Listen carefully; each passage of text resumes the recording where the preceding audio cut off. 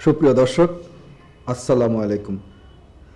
আপনারা যারা নিয়মিতভাবে আমার নাটক দেখছেন আমার পরকালের পাঠশালা, তারা অনেকেই আমার সাথে সাক্ষাৎ করার আগ্রহ প্রকাশ করেছেন, কিন্তু আমার ঠিকানা না জানার কারণে আপনাদের সে আশা পূরণ হয়নি। তবু আমাকে ভালোবেসে, আমার নাটক ভালোবেসে, আমার ম্যাগাজিন ভালোবেসে আপনারা আমাদের অনুষ্ঠানগুলো নিয়মিতভাবে দেখছেন, সেজন্য আপনাদের কাছে আমি কৃতজ্ঞ, আপনাদের কাছে আমি ঋণী। আপনাদের ভালো লাগা এবং ভালোবাসাই আমার লেখার প্রেরণা। আমি সকল লেখার মাধ্যমে একটি মাত্রই আর্জি সকলের কাছে পেশ করছি, সেটা হচ্ছে আপনারা সবাই পরকালমুখী হন। পরকালকে ভুলে ইহকালকে নিয়ে দয়া করে কেউ মেতে থাকবেন না, কারণ আমরা ইহকালে যত রঙ্গ তামাশায় মেতে থাকি না কেন, আমাদেরকে পরকালে যেতেই হবে, দিতে হবে আমাদের জীবন প্রণালীর কৈফিয়ত।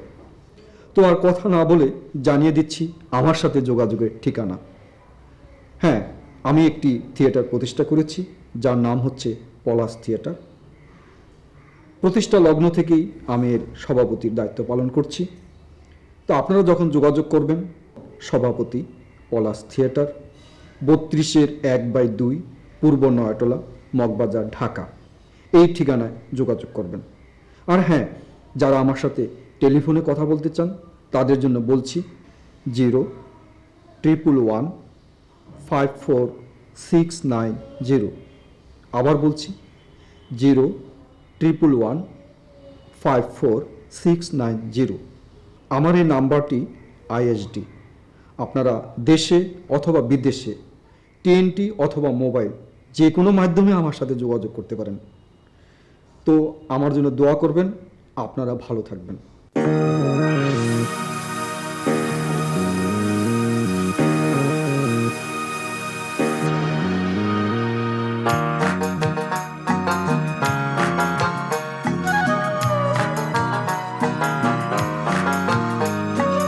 আকাশ ছুতে চায় ওরো মনটা, রঙিন দোলায় দুলছে যে জীবনটা। একবারও কি একটু ভেবে দেখলাম, দুনিয়াটা পরকালের পাঠশালা। আইসো একা যাইবা তুমি একলা, দুনিয়াটা পরকালের পাঠশালা। আকাশ ছুতে চায় ওরো মনটা, রঙিন দোলায় দুলছে যে জীবনটা। একবারও কি একটু ভেবে দেখলাম, দুনিয়াটা পরকালের পাঠশালা। আইসো একা যাইবা তুমি একলা, দুনিয়াটা পরকালের পাঠশালা। আকাশ ছুতে চায় ওরো মনটা, রঙিন দোলায় দুলছে যে জীবনটা। একবারও কি একটু ভেবে দেখলাম, দুনিয়াটা পরকালের পাঠশালা। দুনিয়াটা পরকালের পাঠশালা। আসসালামু আলাইকুম। রাবাত থেকে জাকার্তা পর্যন্ত বিস্তৃত মুসলিম বিশ্ব এবং জাপান থেকে কানাডা পর্যন্ত বিস্তৃত এটিএন বিশ্বের সকল দর্শক বৃন্দকে জানাচ্ছি আন্তরিক মোবারকবাদ এবং সেই সাথে জানাচ্ছি পরকালের পাঠশালা দেখার আমন্ত্রণ। বাহ বাহ বাহ, এই বাচ্চা তুমি তালি দিচ্ছ না, বের হয়ে যাও। আমার কাছে যারা আমার দোষমতি করবে তারা এই একটি ফল ফ্রি পাবে। বাচ্চারা লক্ষ্য করো, এই যে সম্মানিত সুধী সমাজ, জ্ঞানী সমাজ এবং বিজ্ঞ মহল, আপনাদের পিছনে কিছু কিছু 2 নম্বর ভদ্রলোক দাঁড়িয়ে আছেন। ওনাদের কাজ হলো, তার আগে একটু কথা শুনুন, ওনারা কথা কম বলেন, কাজ বেশি করেন। অতএব আপনার পকেটটি সাবধান, কারণ কখন আপনার পকেটটি মানি অর্ডার হয়ে যাবে আপনি টেরও পাবেন না। আমার পকেটটা আবার ঠিক আছে কিনা? জি জনাব, যে কথা বলছিলাম, আমার এই বাম পাশে দেখতে পাচ্ছেন একটি বটবৃক্ষ। এটি হচ্ছে পাপের বটবৃক্ষ। এই বৃক্ষের শাখায় শাখায়, পাতায় পাতায় যে ফলগুলো আপনারা দেখতে পাচ্ছেন, এই ফলগুলোর বিস্তারিত গুণাগুণ আমার এই মডার্ন আদর্শ চরিত্রলিপি বিজ্ঞাপনে লেখা আছে। বিজ্ঞাপনটি আপনারা গোপনে পড়ে ওপেনে প্র্যাকটিস করবেন। তবে জনাব, আমি কিছু কিছু ভাইদের বিনয়ের সাথে শুরুতেই একটা কথা বলতে চাই।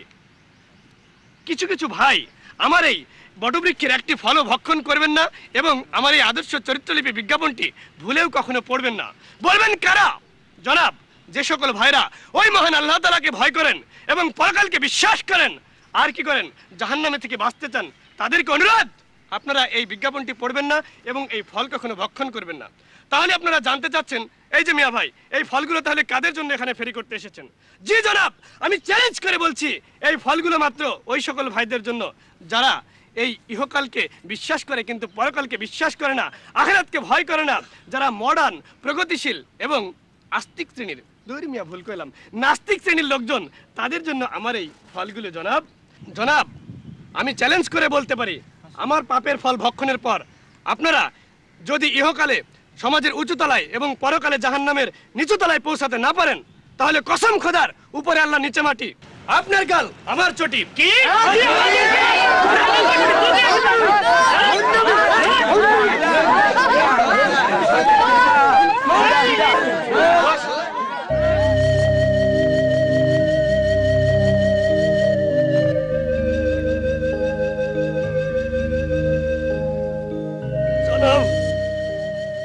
জনাব, সুধী সমাজ, জ্ঞানী সমাজ, গুণী সমাজ, আপনারা আপনারা এতক্ষণ আমাকে মনের ঝাল মিটিয়ে আচ্ছা মতো পিটালেন, মেরে আমাকে ভর্তা বানালেন। তাদের কাছে বিনয়ের সাথে আমি আমি একটি মাত্র কথা জিজ্ঞেস করতে চাই। দয়া করে কেউ মিথ্যা বলবেন না, সত্য কথাটুকু আমাকে বলবেন, সত্য কথাটুকু আমাকে বলবেন। জনাব, আপনারা কি বুকে হাত দিয়ে বলতে পারবেন জীবনে কখনো আপনারা তোষামতি করেননি, চাটুকারিতা করেননি, সুদ খাননি, ঘুষ খাননি, গর্ব অহংকার করেননি? বলুন, আপনারা সবাই নিশ্চুপ হয়ে গেলেন কেন? গীবত করেননি, চগলখড়ি করেননি, চাটুকারিতা করেননি, আপনারা মানুষকে ঠকাননি, আপনারা কি ব্যবসায় ভেজাল দেননি, ওজনে কম দেননি?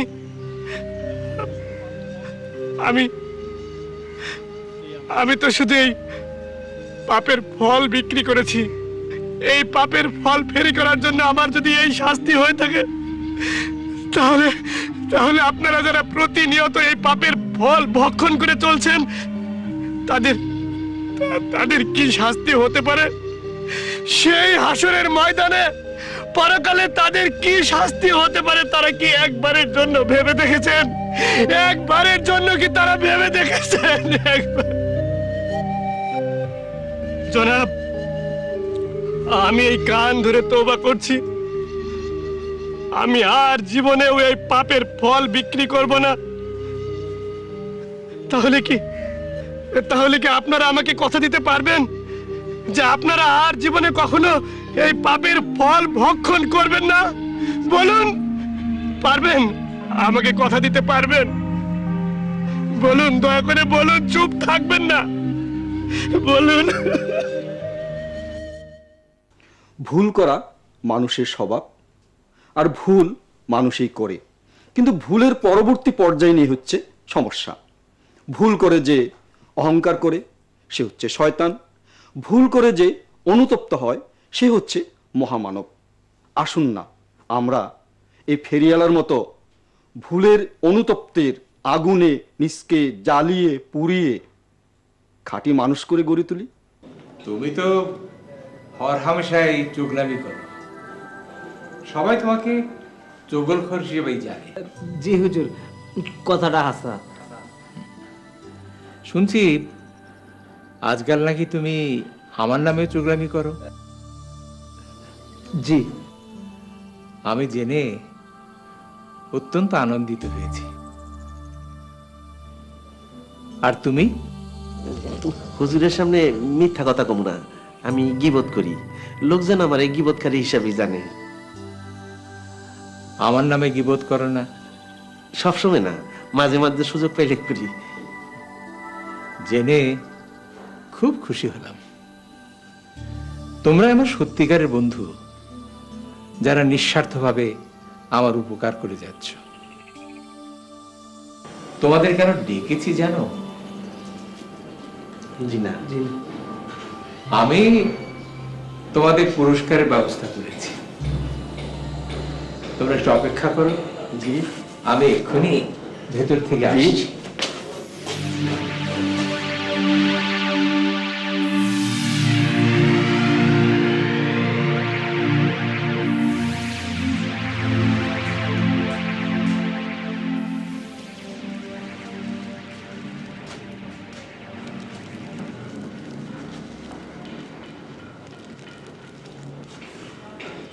তোমরা হয়তো ভাবছো শাস্তি না দিয়ে পুরস্কার কেন দিল? জি। তোমরা আমার নামে গীবত গেয়ে, আমার নামে চুগলামি করে আমার পাপের বোঝা মাথায় নিয়েছ, আর তোমাদের পুণ্যের বোঝা আমাকে দিয়েছ। সেই জন্যই এই পুরস্কার। তার মানে যার নামে চগলখুরি করি, যার গীবত করি, তার পাপের বোঝা আমরা নিচ্ছি আর আমাদের পুণ্য তাকে দিয়ে দিচ্ছি। হ্যাঁ, তোমরা নির্বোধের মতো তাই করছো। গৃহে মা নাহি যার, সংসার অরণ্য তার, দেখিলে মায়ের মুখ মুছে যায় সব দুঃখ। মা নিয়ে লিখা এই ছড়াটি শুনতে যত ভালো লাগে, মাকে কি আমরা তত ভালোবাসি?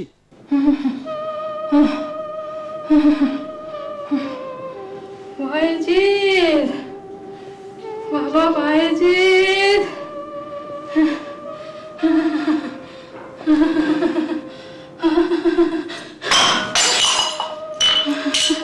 ও শুনলে শুনলে তোমার মা কি যেন ভাঙলো। চলো তো, দেখলে আমার এত সুন্দর গ্লাসটা ভেঙে ফেললো। কালি কালি তোমার মাকে দেশের বাড়িতে পাঠিয়ে দেবে।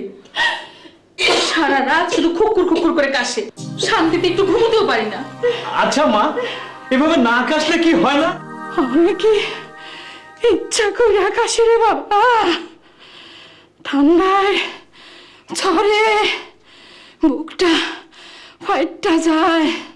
বৌমা একটু পানি দিবা? গ্লাসটা তো ভেঙেছে, পানি যেতে লজ্জা করে না? সরো।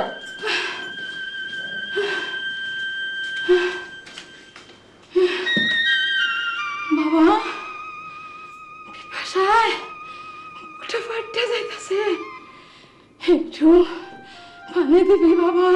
গ্লাস তো ভেঙে ফেলেছো, আমার হাত ধরে ওঠো, বাথরুমে গিয়ে পানি খাও। কি কইলি?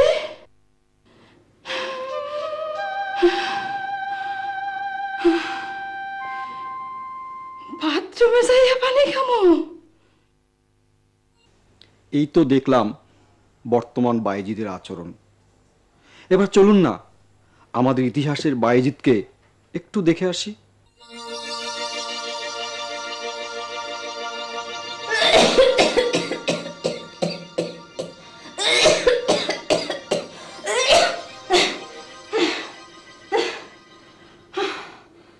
বায়েজিদ, বাবা বায়েজিদ, জি আম্মা। বাবা পিপাসায় মুখটা ফেটে যাচ্ছে, একটু পানি দিবি বাবা? আমাদের দিচ্ছি দিচ্ছি পানি দিচ্ছি।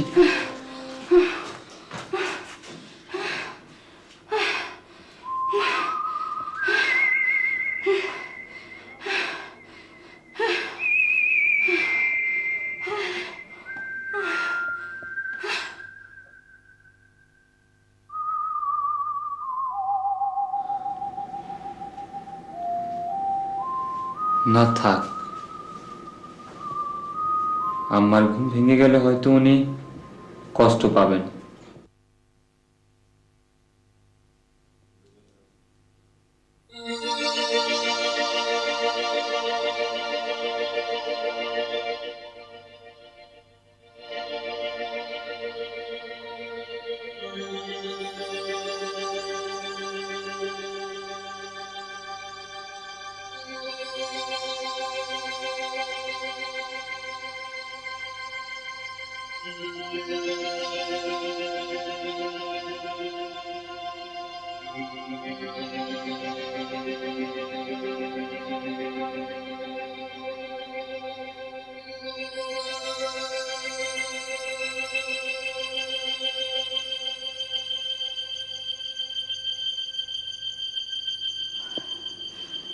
বেটা বাইজিৎ, জি আম্মা। তুমি গ্লাস হাতে দাঁড়িয়ে আছো কেন? জি, আপনি পানি পান করতে চেয়েছিলেন। তুমি সারা রাত জেগেছিলে? জি। আপনি কখন ঘুম থেকে ওঠেন, পানি চান? কি হলো? আমি কি সারা রাত তোমার জন্য বসে থাকবো? বাবারে, বড় শখ কইরা তোর নাম রাখছিলাম বাইজিৎ। মা বড় শখ করে সন্তানের নাম রেখেছেন বায়েজিৎ। যে মায়ের পায়ের নিচে আমাদের বেহেশত, সেই মায়ের সাথে এমনিতর আচরণ করে আমরা কি পরকালে অনন্ত জান্নাত লাভের প্রত্যাশা করতে পারি? মহাগ্রন্থ আল কোরআন এমন এক সংবিধান যার ভিতরে রয়েছে বিশ্বের সকল সমস্যার সমাধান, কিন্তু দুর্ভাগ্যের বিষয় কোরআনের সাথে আমাদের সম্পর্ক না থাকার কারণে সেই সমাধানগুলো আমরা জানতে পারি না। আর জানতে পারি না বলেই আমরা আজন্ম আপাদমস্তক সমস্যায় হাবুডুবু খাচ্ছি। কি কইলি কেরামত? আব্দুল্লাহ এই নতুন সরের ওষর দিব গরিব মানুষের? নতুন সরের ওষর না মুরব্বী, নতুন সরে যে ধান লাগাইছে এই ধান কাটলে ধানের ওষর দিবে। ধানের ওষর দিব? আচ্ছা, ওষরটা কি এইটা আমারে বুঝাই কইবি তো? হাই রে মুসলমান, ওষর কি হেটাও জানে না মুরব্বী। ওষর হইল গিয়া সৎকা, সৎকা। দূর যা, এইটা বোধ হয় আমি ঠিক কই নাই মুরব্বী। ওষর হইল গিয়া ফসলের জাকাত। জাকাত? হ, আপনি যেমন ওই ব্যাবাক টাকা হিসাব কইরা শতকরা ওই 2.5 টাকা জাকাত দেন। দূর যা, কারে কি কইতাছি, আপনি তো ওই জাকাতও দেন না মুরব্বী।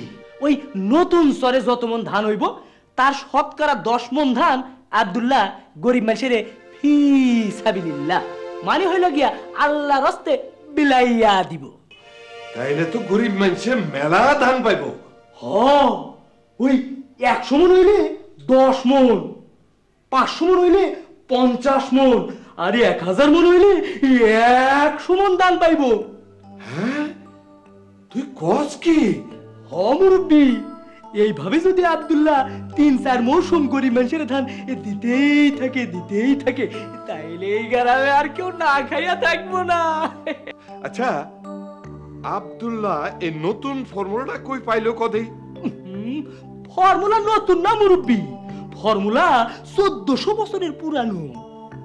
1400 বছরের পুরাতন, অথচ আমি জানি না। আপনি জানবেন কেমনি? আপনি তো নামাজও পড়েন না, ওই কোরআনও ধরেন না। ওষর বাংলাদেশের পল্লী দারিদ্র্য বিমোচনে কি ভূমিকা রাখতে পারে তার উপরে একটি আলোচনা শুনি। ওষরের উপর আলোচনা করছেন ইসলামী ব্যাংকের রূপকার জনাব এম আজিজুল হক এবং তার সাথে রয়েছেন প্রাইম ইসলামী লাইফ ইন্স্যুরেন্স লিমিটেডের মহাব্যবস্থাপক কাজী মোহাম্মদ মুর্তুজা আলী। বাংলাদেশ একটা দরিদ্র দেশ। দারিদ্র্য বিমোচনের জন্য রয়েছে আমাদের নানা কর্মসূচি।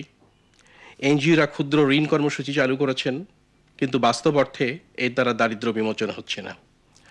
ইসলামের রয়েছে ভিন্ন কর্মসূচি, উসর সেরকম একটা কর্মসূচি আমরা যা গ্রহণ করতে পারিনি বা সমাজে প্রচলিত হয়নি। আমরা একটু আগে যে খণ্ডচিত্র দেখলাম সেখানেও দেখলাম যে গ্রামের একজন মাতব্বর তিনি উসর সম্পর্কে জানেন না। শুধু মাতব্বর নন, আধুনিক শিক্ষায় আমরা যারা শিক্ষিত তারা উসর সম্পর্কে খুব বেশি জ্ঞান রাখি না। এই জন্য আমার মনে হয় আজকে আমরা জনাব আজিজুল হক সাহেবের কাছে জানতে চাইব যে উসর আসলে কি এবং কেন। ধন্যবাদ কাজী মুর্তুজা আলী, আপনি একটি বিশেষ গুরুত্বপূর্ণ বিষয়ের দিকে দৃষ্টি আকর্ষণ করেছেন। আমরা জানি ইসলামের 5টি মৌলস্তম্ভের মধ্যে একটি হচ্ছে জাকাত, আর ফসলের জাকাতকে বলা হয় ওসর। ওসর শব্দটির উৎপত্তি আরবি আশারা শব্দ থেকে। যে সমস্ত জমিতে সেচ ছাড়া স্বাভাবিক প্রক্রিয়ায় ফসল হয় সে সমস্ত ফসলের 10 ভাগের 1 অংশ ফসলের জাকাত হিসেবে ইসলামের শরীয়তে নির্ধারিত আছে। সেই জন্য ফসলের জাকাতকে ওসর বলা হয়। আর যে সমস্ত জমিতে সেচ দিতে হয় সে সমস্ত জমির ওসলের রেট হলো 5%। ওসর সালাতের মতোই একটি ফরজ বিধান। এটি আদায় করা হয় ধনীদের কাছ থেকে এবং বিতরণ করা হয় গরিবদের মধ্যে। সেজন্যই ইসলামী শরীয়তে ওসরকে পল্লী দারিদ্র্য বিমোচনের একটি প্রধান মাধ্যম হিসেবে বিবেচনা করা হয়। বাংলাদেশে বার্ষিক খাদ্যশস্য উৎপন্ন হয় 250 লক্ষ থেকে 260 লক্ষ টন। এছাড়া শাকসবজি, অন্যান্য ফলমূল, গম, যব, আলু ইত্যাদি উৎপন্ন হয়।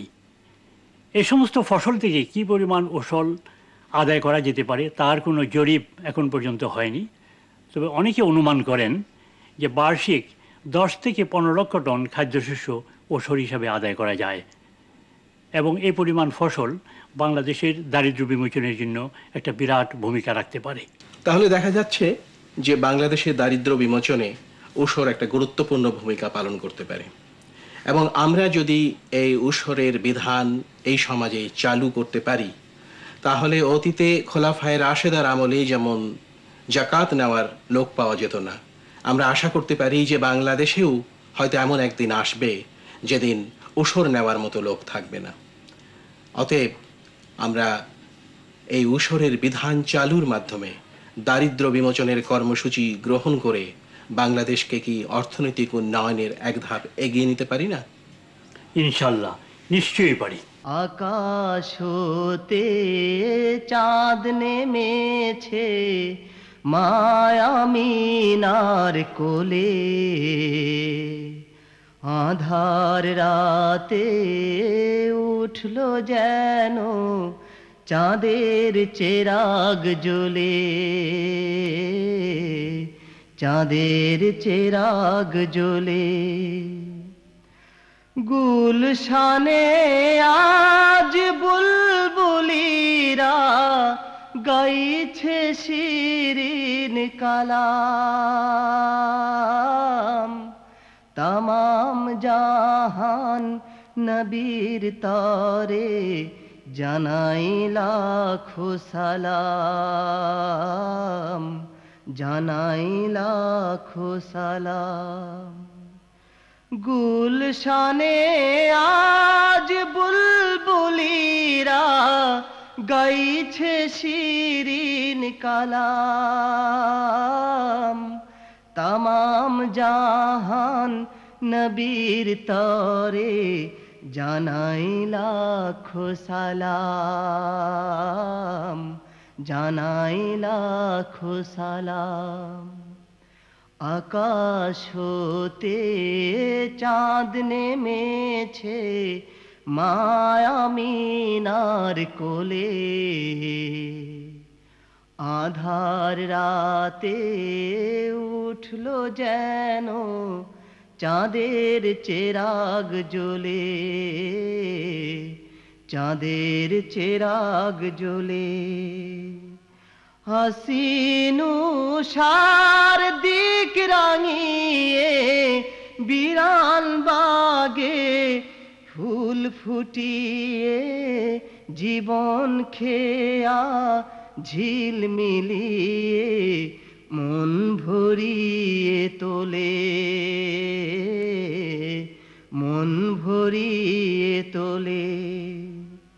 হাসিনু সার দিক রাঙিয়ে বিরান বাগে ফুল ফুটিয়ে জীবন খেয়া ঝিলমিলিয়ে মন ভরিয়ে তোলে, মন ভরিয়ে তোলে। আকাশ হতে চাঁদ নেমেছে মায়ামিনার কোলে, আধার রাতে উঠল যেন চাঁদের চেরাগ জ্বলে,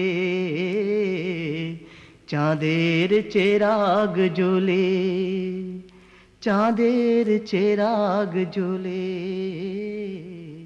চাঁদের চেরাগ।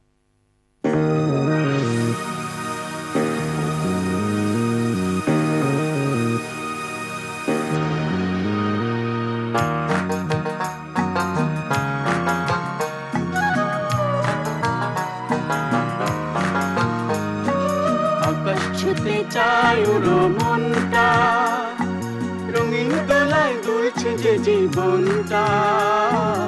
একবারও কি একটু ভেবে দেখলাম দুনিয়াটা পরকালের পাঠশালা। আইসো একা যাইবা তুমি একলা, দুনিয়াটা পরকালের পাঠশালা।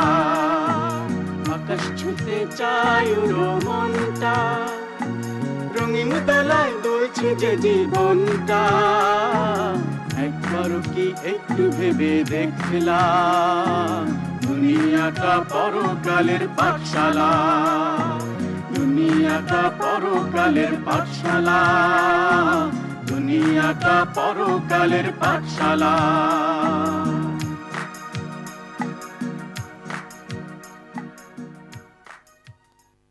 অনুষ্ঠানের শুরুতেই আমি আন্তরিক কৃতজ্ঞতা প্রকাশ করছি এবং অভিনন্দন জানাচ্ছি সেই সকল দর্শক শ্রোতাকে যারা সুদূর কানাডা, আমেরিকা, ইংল্যান্ড, মধ্যপ্রাচ্য এবং সূর্যোদয়ের দেশ জাপানে বসবাস করেও আমাদের এই পরকালের পাঠশালা নিয়মিতভাবে উপভোগ করছেন।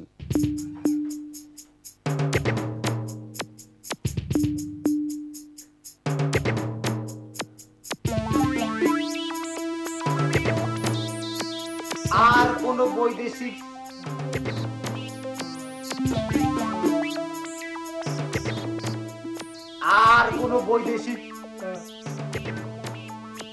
আর কোন বৈদেশিক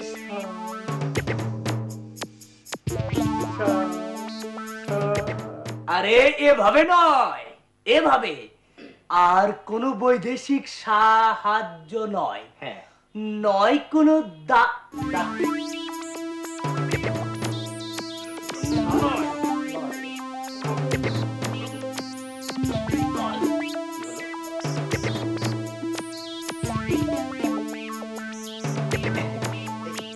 আর কোন বৈদেশিক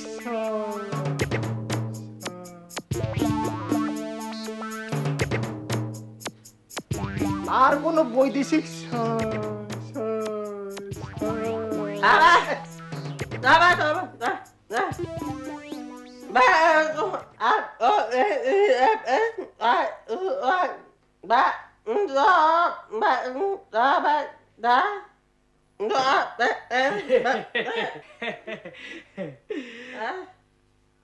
আর কোন বৈদেশিক সাহায্য নয়, নয় কোন দাতাদের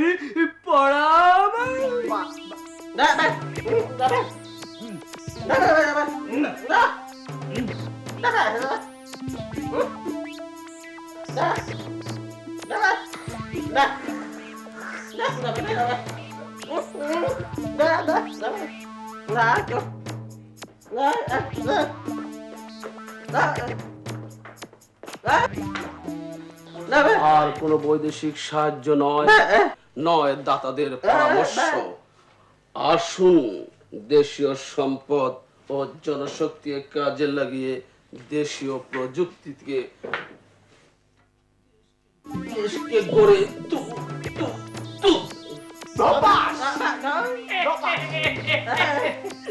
পড়ে গেছে, মরে গেছে। শেষ 2 3 4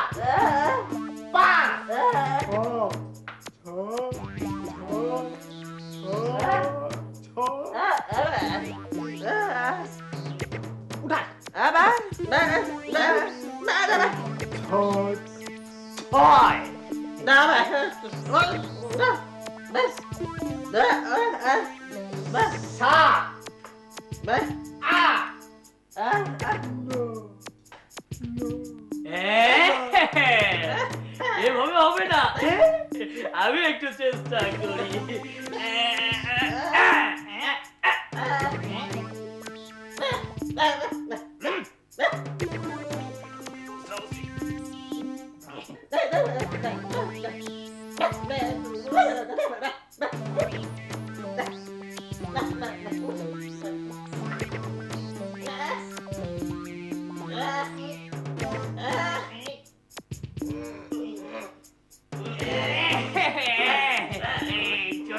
বলেন এই একা একা হবে না, একা হবে না, আর শোন ঐক্যবদ্ধভাবে দেশকে গড়ে তুলি। এবারে বেকারের প্রসঙ্গ। আমাদের দেশে প্রায় 3 কোটি বেকার। এই বেকারদের মধ্য থেকে কেউ হচ্ছে হকার, কেউ হচ্ছে জোকার, আবার কেউ বা হচ্ছে হাইজাকার। যারা হকার, জোকার কিংবা হাইজাকার হননি এবং চাকরি নামক সোনার হরিণের আশাও ত্যাগ করেননি, তারা চাকরির সেই সোনার হরিণের সন্ধান করতে গিয়ে কোথায় গিয়েছে দেখুন। এই যে ভাই, এইমাত্র যাকে কবর দিলেন তিনি কি চাকরি করতেন? হ্যাঁ। সরকারি না বেসরকারি? সরকারি। কোন পোস্টে? শিক্ষাগত যোগ্যতা কি ছিল? আপনার কি গোয়েন্দা নাকি? জি না, আমরা উচ্চশিক্ষিত বেকার। আমাদের 3 জনের 3টা চাকরি খুবই প্রয়োজন। আরে সুমন, জাকির, ইব্রাহিম, তোরা চাকরির খোঁজে গোরস্থানে এসেছিস? হ্যাঁ দোস্ত, তবুও চাকরি নামে সোনার হরিণটা ধরতে পারছি না। অফিস আদালত ফেলে গোরস্থানে? সব অফিস আদালতেই একই সাইনবোর্ড ঝুলছে, নো ভ্যাকেন্সি, কর্ম খালি নেই। কিন্তু আমি তো জানি অন্যটা। আমাদের দেশে এমন অনেক প্রতিষ্ঠান আছে যারা চাকরির জন্য যোগ্য লোক খুঁজে খুঁজে হয়রান। তার মানে আমরা চাকরির যোগ্য নই? চাকরির যোগ্যই যদি হতিস তাহলে অফিস আদালত ফেলে গোরস্থানে আসতি না। ওই চাকরি নামের সোনার হরিণটাই তোদের খুঁজে বেড়াতো। এই যে দেখ, এসএসসি থেকে এমএ, কোথাও 3rd ক্লাস নেই। হ্যাঁ হ্যাঁ, থাকবে কি করে? প্রথম হয়েছিস ছুরি দেখিয়ে, দ্বিতীয় হয়েছিস নকল করে, 3rd ক্লাস থাকবে কি করে? আসিফ, তুই ভালো চাকরি করিস বলেই। তোরা কখনো আয়নায় ভেঙচি দিয়েছিস? না তো। মেসে ফিরে গিয়ে একবার আয়নায় মুখ ভেঙচি দিয়ে দেখ। আয়নায় ভেঙচি। এবারে চলুন দেখি বন্ধুর পরামর্শে সেই 3 যুবক মেসে ফিরে গিয়ে কি করছে।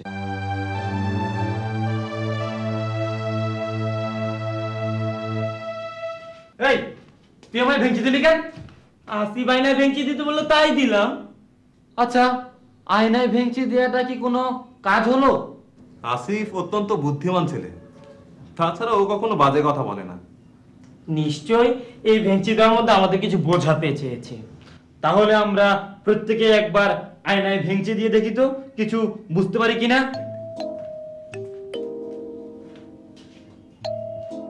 কিছু বুঝতে পেরেছিস? না। তাহলে তুই সর, আমি দেখি কিছু বুঝতে পারি কিনা। তুই কিছু বুঝতে পেরেছিস? না তো। আমি কিন্তু ঠিকই বুঝেছি। বলিস কি রে, তুই ভেঙচি না দিয়ে বুঝতে পেরেছিস? কথায় আছে না, বোকায় শিখে ঠেকে আর বুদ্ধিমানে শেখে দেখে। তোদের দেখেই আমি বুঝতে পেরেছি। তা বাবা, বুদ্ধি ঢেকি বল না, কি বুঝেছিস? তুই যখন আয়নায় ভেঙচি দিলি তখন কাকে দেখতে পেলি? কেন আমাকে? আমিও তো আমাকেই দেখেছি। তার মানে তোরা নিজেরাই নিজেদেরকে ভেঙচি দিয়েছিস। আয়নায় দেখে তো তাই মনে হলো। আসিফ ঠিক এই কথাটাই আমাদেরকে বোঝাতে চেয়েছে। স্কুল কলেজে আমরা স্যারদেরকে ছুরি দেখিয়েছি, নকল করেছি, ঠকিয়েছি। হ্যাঁ, আমরা 3 জনে মিলেই তো। কিন্তু আমরা স্যারদেরকে ঠকাতে পারিনি, নিজেরাই নিজেদের ঠকিয়েছি, নিজেদের মহা সর্বনাশ করেছি। আয়নায় ভেঙচি দেওয়ার পর এই 3 যুবক বুঝতে পেরেছে স্কুল, কলেজ, ভার্সিটি কোথাও তারা তাদের শিক্ষকদের ঠকাতে পারেনি, ঠকিয়েছে নিজেদেরকে। দর্শক মণ্ডলী, মানুষের চিরশত্রু ইবলিশ। এই ইবলিশ সম্পর্কে আমরা তেমন একটা কিছু জানি না, কিন্তু আমরা না জানলেও ইবলিশ কিন্তু আমাদের রগে রগে, পশমে পশমে অবস্থান করছে। শুধু তাই নয়, আমাদের চলার প্রতিটি পথে বাঁকে বাঁকে উৎপেতে রয়েছে আমাদেরকে বিভ্রান্ত করে জাহান্নামের পথে পরিচালিত করার জন্য। তাই আসুন এবারে আমরা ইবলিশের সম্মুখীন হই, শুনি তার আত্মজীবনী এবং সে কে, কেন সে পৃথিবীতে এসেছে এবং তার সাথে আমাদের অবস্থানটা কি।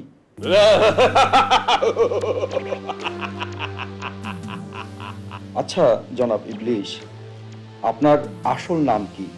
আমার আসল নাম ছিল আজাজিল। তাহলে আপনি ইবলিশ নাম ধারণ করলেন কেন? ইবলিশ নাম আমি ধারণ করিনি। তাহলে মাটির তৈরি আদমকে সেজদা করিনি দেখে আসমানের আল্লাহ আমাকে ইবলিস, খান্নাস এবং শয়তান এই 3 নামে অভিহিত করে বেহেশত থেকে বের করে দিয়েছেন। আচ্ছা, আপনি আদমকে সেজদা করেননি কেন? আপনাকে তো আগেই বলেছি, আদম মাটির তৈরি আর আমি আগুনের তৈরি। মাটি সবসময় নিম্নমুখী, আগুন ঊর্ধ্বমুখী। ঊর্ধ্বমুখী কখনো নিম্নমুখীকে সেজদা করতে পারে না। তার মানে আপনার ভিতরে একটি অহংবোধ কাজ করেছে। অবশ্যই। এবং এই অহংবোধ থেকেই আপনি আল্লাহর আদেশ অমান্য করে আদমকে সেজদা করেননি। একদম ঠিক বলেছেন। তাহলে যে আমরা একটি কথা প্রায় শুনি, অহংকারী পতনের মূল, এই কথাটা বিলকুল সত্যি। আমি এবং শ্রেষ্ঠ উদাহরণ। আচ্ছা, আপনি এই পৃথিবীতে এসেছেন কবে? সেই একই দিনে। তার মানে যেদিন আমার চিরশত্রু আদম হাওয়া এসেছে, আমি সেই দিনই এসেছি। আদম হাওয়া তো অনেক আগেই পৃথিবী থেকে বিদায় নিয়েছে, কিন্তু আপনি? আদম হাওয়া চলে গেলেও তার বংশধররা কিয়ামত পর্যন্ত পৃথিবীতে অবস্থান করবেন। আমিও কিয়ামত পর্যন্ত পৃথিবীতে অবস্থান করার জন্য সেই আল্লাহর থেকে ছাড়পত্র নিয়ে এসেছি এবং কিয়ামত পর্যন্তই থাকবো। আপনি কিয়ামত পর্যন্ত এই পৃথিবীতে অবস্থান করবেন? অবশ্যই। আচ্ছা, আপনার কি আসল কোনো রূপ আছে? আমাকে এখন যেই রূপে দেখছেন আমি কিন্তু সেই রূপই নই। আমি সব জায়গায় সব রূপে অবস্থান করতে পারি, এমনকি আপনার রূপ ধারণ করতে পারি। তাই নাকি? আপনার এত শক্তি? আমার ক্ষমতা আপনি দেখতে চান? না না।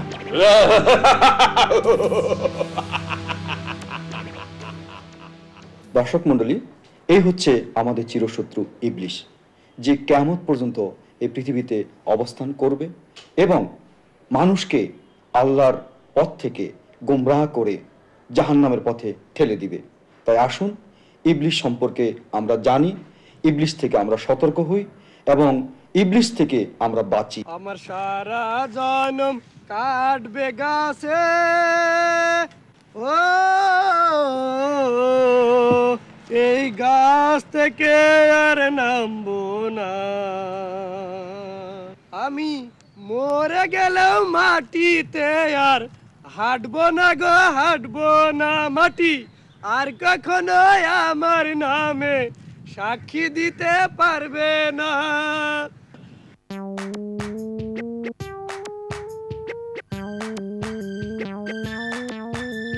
হাতে ধরি পায়ে পড়ি গো, ও ভাইনা নামো তারা তারি গো, আমার ভাইনা ভাইনা গো, তোমার মামি তোমার লাইগা গো, ও ভাইনা রানছে ডালকি চুরি গো, ভাইনা চলো খাইতে যাই। আমার কাছে পর্যাপ্ত খাবার আছে, আমি খিচুড়ি খেতে যাব না। কেন? তুমি কি আমার উপর রাগ করিয়াছো? না না, তোমার উপর রাগ করবো কেন? আমি তোমার উপর রাগও করিনি, মাটিতেও নামবো না। তাহলে নামিতেছো না কেন? তুমি জানো না মামা, আমার অসুবিধা আছে। তোমার সকল সমস্যা আমি দূর করিয়া দিব। মামা, আমি নামতে পারি এক শর্তে। বলো কিসের শর্ত? এই তুমি এই আমার নিচ থেকে মাটি সরিয়ে দাও। আরে দূর ব্যাককেল, এই মাটি কি কখনো সরানো যায়? তাহলে আমিও নামতে পারবো না। কেন নামিতে পারবে না? সমস্যাটা কি? আরে যত সমস্যার মূলে হলো এই মাটি। তুমি জানো না এই মাটি খুব খারাপ জিনিস। কি বলিলে ভাগিনা? আমরা যখন মাটিতে চলতে ফিরতে যত খারাপ কথা বলেছি, এই কুকাজ করেছি, এই বেটা নাচর গর্দব ব্যাককল মাটি পরকালে গিয়া সব আল্লাহর কাছে কইয়া দিব। হায় হায় হায় ভাগিনা, তুমি আমাকে এটা কি ছড়াইলা? তুমি তো আমাকে কাজ করতে পারো। ওঠো ওঠো বাবা, আমি তোমারে ধরে। ওঠো ওঠো। ওরে আল্লাহ রে আল্লাহ, আমরা এখন থেকে কাছেই থাকবো। মাটি থেকেই আমাদেরকে সৃষ্টি করা হয়েছে, এই মাটিতেই আমাদেরকে কবর দেওয়া হবে এবং পরকালে হাসরের ময়দানে এই মাটি থেকেই আমাদেরকে আবার জীবন্ত করা হবে। তাই মাটির ভয়ে গাছে ওঠা নয়, আসুন এই মাটিতে আমরা এমনভাবে জীবনযাপন করি যাতে সেই পরকালে হাসরের ময়দানে মাটি আমাদের পক্ষে সাক্ষী দেয়।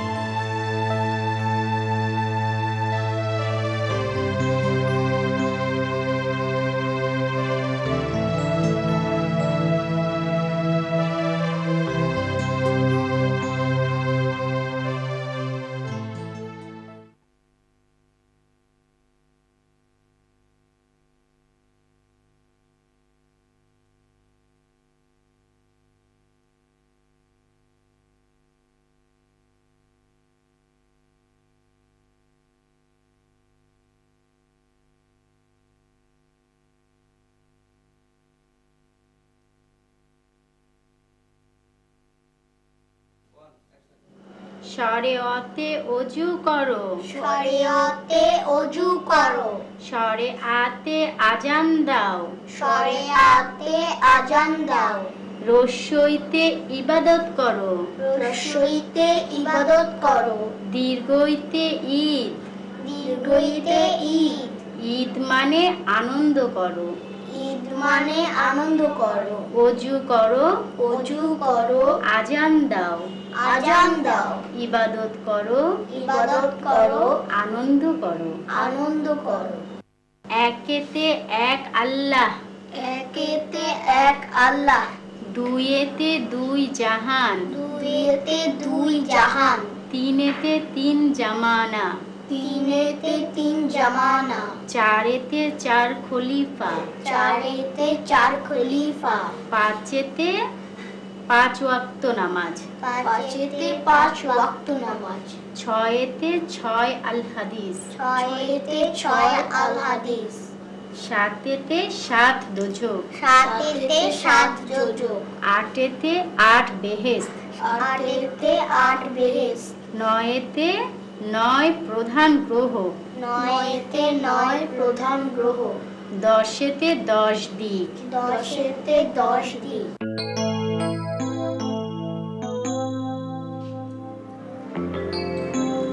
আসি, আল্লাহ হাফেজ। এসো, ফি আমানিল্লাহ।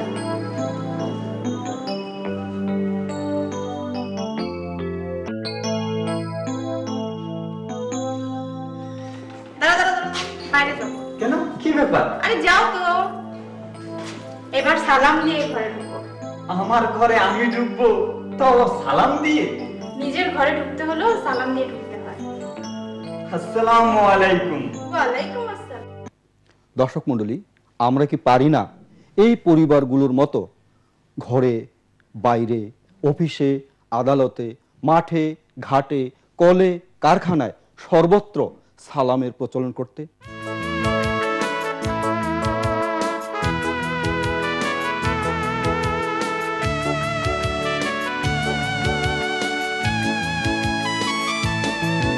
এই ওলি আল্লাহর বাংলাদেশ, এই শহীদ গাজীর বাংলাদেশ।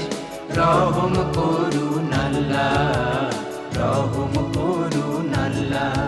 এই ওলি আল্লাহর বাংলাদেশ, এই শহীদ গাজীর বাংলাদেশ।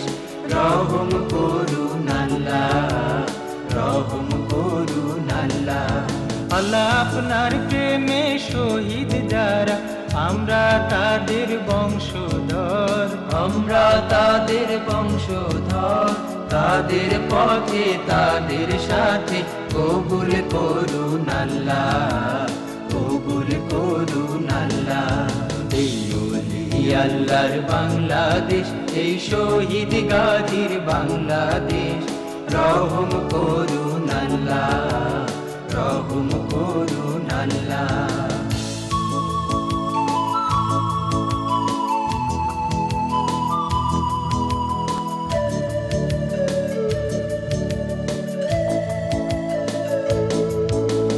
শাহজালালের বাংলাদেশ, শাহ মখদুমের বাংলাদেশ। শাহজালালের বাংলাদেশ, শাহ মখদুমের বাংলাদেশ। এই তিতুমীরের বাংলাদেশ, খানজাহানের বাংলাদেশ।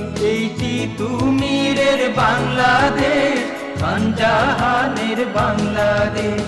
তাদের পথে, তাদের সাথে কবুল করুন আল্লাহ, কবুল করুন আল্লাহ।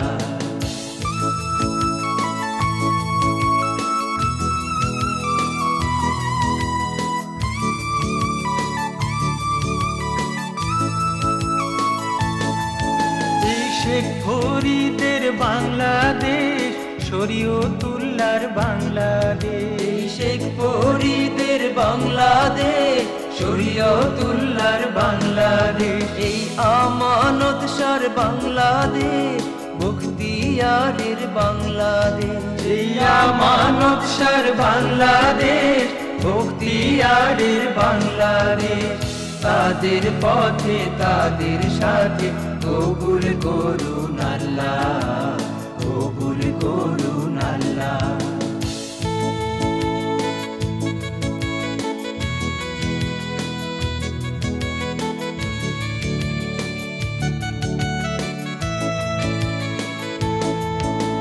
শাহজামালের বাংলাদেশ, শাহপরাণের বাংলাদেশ, এই শাহজামালের বাংলাদেশ, শাহপরাণের বাংলাদেশ, এই বায়েজিদের বাংলাদেশ, শাহ সুলতানের বাংলাদেশ, এই বায়েজিদের বাংলাদেশ, শাহ সুলতানের বাংলাদেশ, তাদের পথে তাদের সাথে কবুল করুন আল্লাহ, কবুল করুন আল্লাহ।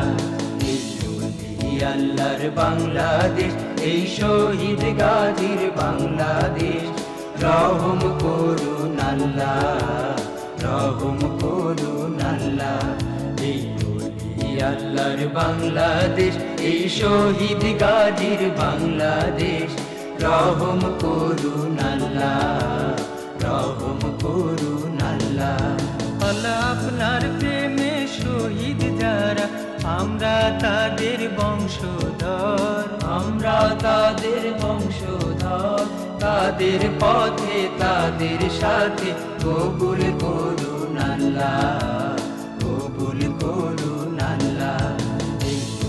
এই আল্লাহর বাংলাদেশ, এই শহীদ গাজীর বাংলাদেশ, রহম করুন আল্লাহ, রহম করুন আল্লাহ, রহম করুন আল্লাহ, রহম করুন আল্লাহ, রহম করুন আল্লাহ, রহম করুন আল্লাহ। দর্শক মণ্ডলী, এরই সাথে শেষ হলো আজকের পরকালের পাঠশালার আয়োজন। ইনশাআল্লাহ আবার আপনাদের সাথে দেখা হবে এই পরকালের পাঠশালায় আগামী 28শে মে বিনোদন জুমাবারে। সে পর্যন্ত আপনারা যে যেখানে থাকুন সুস্থ থাকুন, ভালো থাকুন, সুন্দর থাকুন এবং নিজেদেরকে পরকালের জন্য প্রস্তুত রাখুন। তবে হ্যাঁ, যাবার আগে একটি কথা বলে যাই, আমরা যেন কখনো নিজের নিকট বড় হতে গিয়ে আল্লাহর নিকট ছোট না হই। এই প্রত্যাশা ব্যক্ত করে আজকের মতো আপনাদের সকলের কাছ থেকে বিদায় নিচ্ছি। আমি শাহ আলম নূর। আল্লাহ হাফেজ।